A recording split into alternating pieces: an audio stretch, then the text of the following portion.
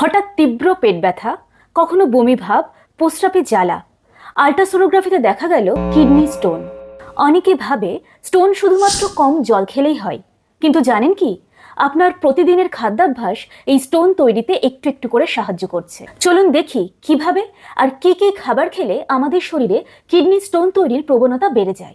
কিডনির কাজ হলো রক্ত থেকে দূষিত পদার্থ ছেঁকে সেটা ইউরিনের মাধ্যমে বাইরে বার করে দেওয়া। কিন্তু যখন রক্তে ক্যালসিয়াম, ইউরিক অ্যাসিড, অক্সালেট এদের পরিমাণ খুব বেড়ে যায়, তার সাথে জলের পরিমাণ কমে যায়, তখন এই সব কণাগুলি ছোট ছোট স্টোনের আকারে কিডনিতে জমতে শুরু করে।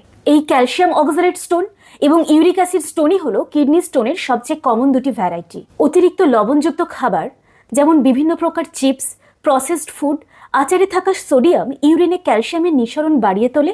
এর ফলে স্টোন তৈরির প্রবণতাও অনেক গুণ বেড়ে যায়। আবার পালং শাক, টমেটো, কচু, ওল এই ধরনের খাবারে প্রচুর পরিমাণে অক্সালেট থাকে, যা ক্যালসিয়ামের সঙ্গে যুক্ত হয়ে সহজেই ক্যালসিয়াম অক্সালেট স্টোন তৈরি করে। অন্যদিকে রেড মিট, লিভার, কিছু মাছ এগুলি থেকে তৈরি হওয়া ইউরিক অ্যাসিড কিডনিতে জমে ইউরিক অ্যাসিড স্টোন তৈরি করে।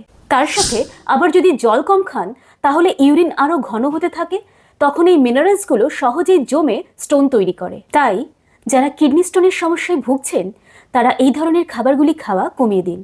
ভিডিওটি ভালো লাগলে লাইক এবং সাবস্ক্রাইব করে পাশে থাকুন।